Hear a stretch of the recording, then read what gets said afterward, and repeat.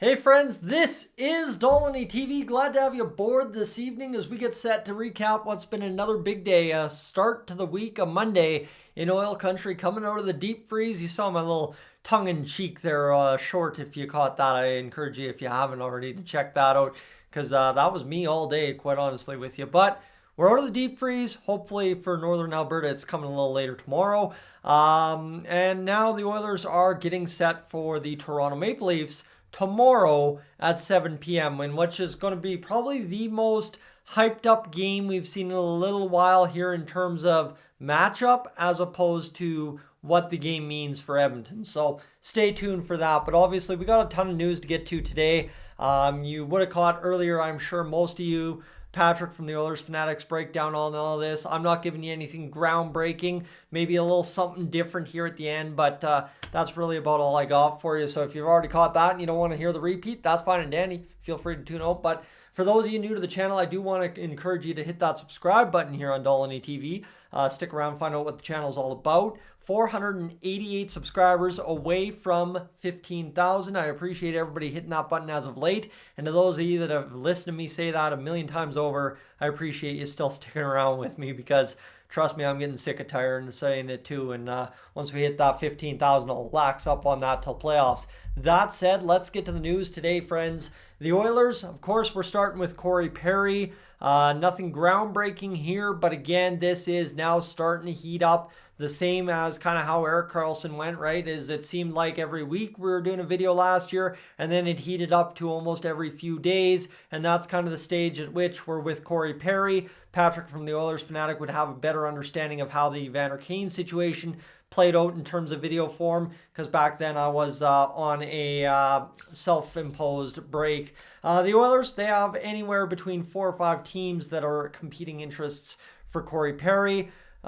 Basically, Chris Johnston saying that there's been some talk about Toronto, just saying he doesn't see that as a fit. So good news for us, right? Another contending team in Canada, not a fit. But then we get told we got to keep an eye on our team, the Oilers, that they will certainly have some interest. So not much we know, right? Nothing there groundbreaking for the Oilers or us fans who are talking about Corey Perry. Of course, there's many camps still divided around what the Corey Perry signing could mean if that ends up happening. So we continue on to hear where the Oilers go on from Frank Saravelli to be noted as having done their due diligence or doing their due diligence for a number of weeks since Corey Perry's contract termination. They'd be certainly one of those teams that not only is expressing real interest, but one that would probably be high on his list. So for us, obviously, we're Edmonton, cold, not really a big city to do much, right? We don't have a golf course that you can golf at in March. Maybe it'll be that kind of spring again. I don't know. It's been a couple of years in a row. It's been pretty decent, but you know what I mean? Like Florida's got those tax benefits, stuff like that. That's where I ultimately, right now, currently see Corey Perry going, is either the Florida Panthers or the Tampa Bay Lightning. However, as you break this all down, you look at the Oilers being listed high on his list. That's for one reason and one reason only. We've got Connor, Leon, and a team that's playing very well, and a team that at the start of the season, way back when, was picked to be the Western Conference favorite to win the Stanley Cup over top of potentially the Carolina Hurricanes, who back then were the Eastern Conference favorites. So keep in mind that. I had a pretty good discussion today when it comes down to how the playoffs will work out from at this current moment. Is in the West really the only 2 teams you have to be scared of if the Jack Eichel injury lingers throughout the rest of the season for Vegas is the Winnipeg Jets and the Colorado Avalanche. Of course, the Oilers can avoid them in the first round if they finish 2-3 in the Pacific Division. So just to sidetrack myself a moment about those 2 teams, obviously whatever team plays them in the first round, right, there's going to be 2 teams. One plays Colorado, one plays Winnipeg. I think the only logical kind of game plan for those teams facing those 2 would be take the Florida approach from last year against Boston, hit them, hurt them, fight them, bend them, break them. That's the only way any team is going to possibly beat Winnipeg and Colorado in the first round.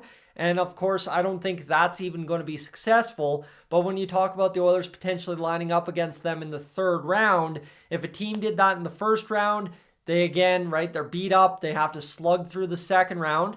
via the Oilers in 2022. Now all of a sudden you're watching Colorado, you're watching Winnipeg come in hurting against the Oilers, who have hopefully, compared to those two teams, whoever makes it to the Western Conference semifinal or Western Conference final, if the Oilers last that long themselves, kind of are beat up to the point that the Oilers are just able to naturally advance.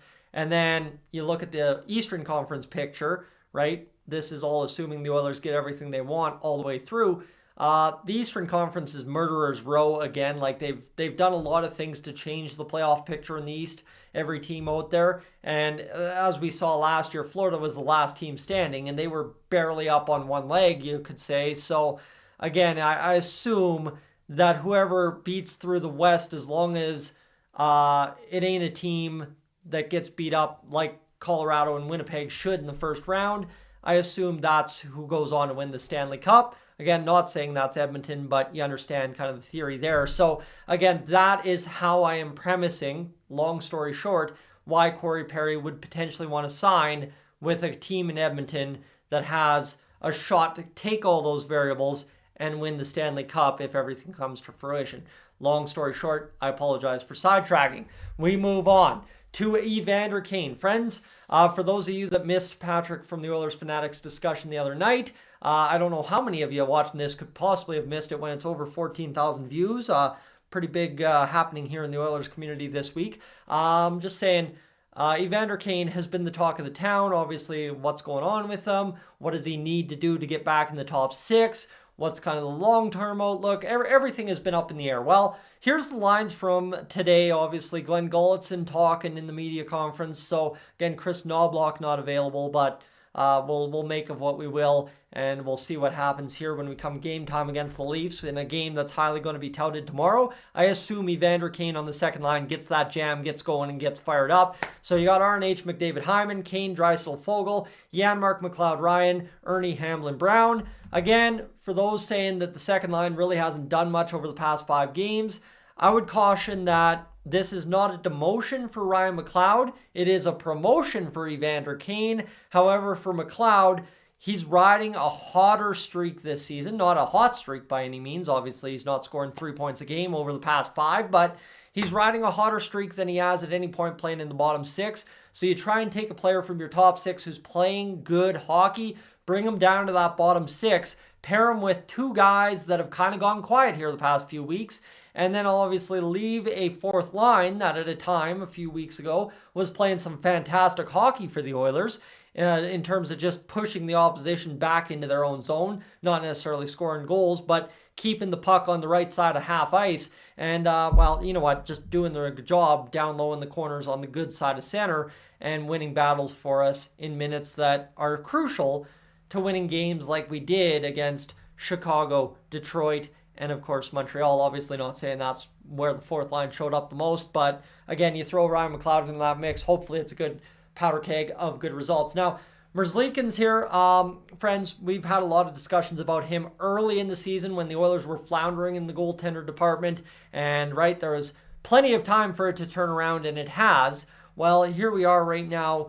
the Oilers kind of sitting on the fence of, do we have to make a move? Will we make a move? Could we make a move? How does that all look?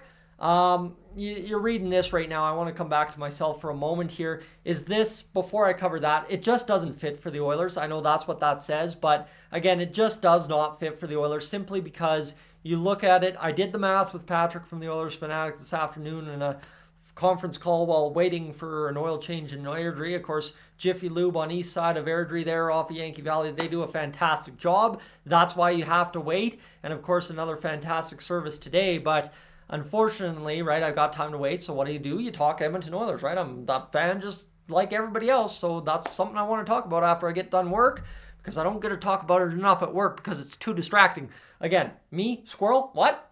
Never mind. But again, it's just not a fit. The Oilers, he isn't a fit for the Oilers, not just for his cap hit, but because he has 3 years remaining. That's what I wanted to get to, right? I wanted to give you the premise about talking to Patrick because this makes this part easier.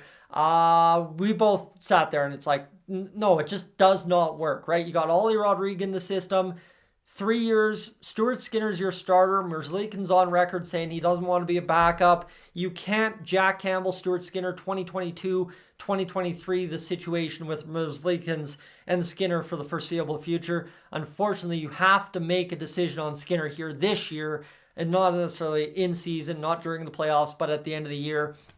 And I think that decision is going to be pretty clear as long as the results are rather positive, not fully negative, but rather positive. Again, not saying a cup win, but positive enough to say Stuart Skinner's our man going long term. That allows us to sign Ollie Rodriguez somewhere between $850 to $1 million, and he's your backup next year.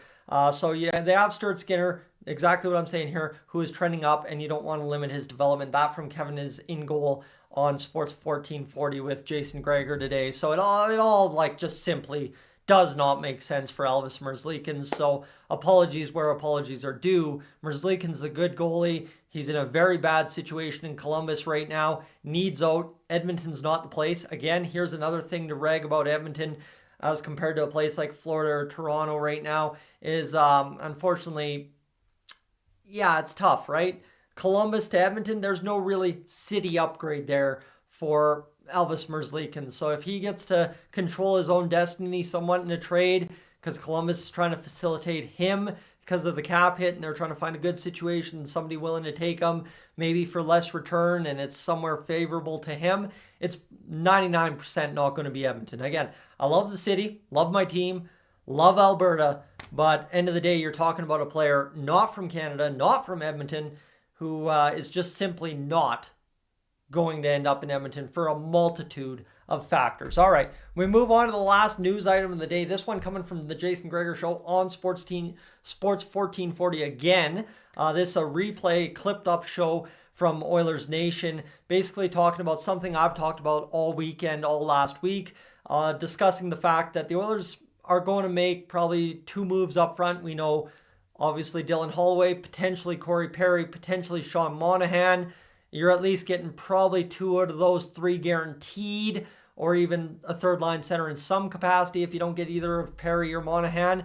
But there is potentially a third move in the waves, because what Gregor was talking about is you have to make the cap hit, especially if you do get Monahan. You have to make the cap hit work, and the only real way to make that work is to give up a Janmark, give up a Ryan. Ryan is who he mentioned in the clip there that you can go watch on the Oilers Nation X account, but it's tough, right? You're kind of plugging and playing and making a couple moves because you have to do cap. So at the end of the day is for the Oilers, you move out Derek Ryan, you move in Sean Monahan, you've made the cap work physically player for player, but you also now have to move up another player because you need a situational situation on the wings to take shape, right? You can't have just some random guy throwing on the right wing, kind of like we sort of threw Fogle to the right wing on the second line, and thankfully it worked because we knew it would work.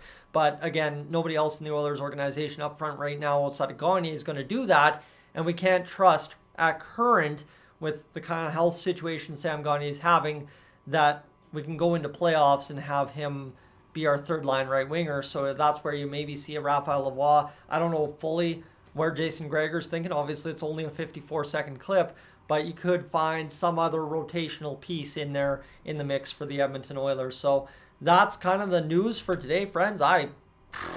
Manic Monday is right. My goodness, have a time, Tice.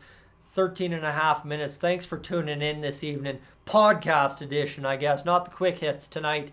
I'm Tyson, this is Dolany TV. Thanks for being aboard. Have a good night, friends. We'll catch you tomorrow. Oilers, Leafs, 7 p.m.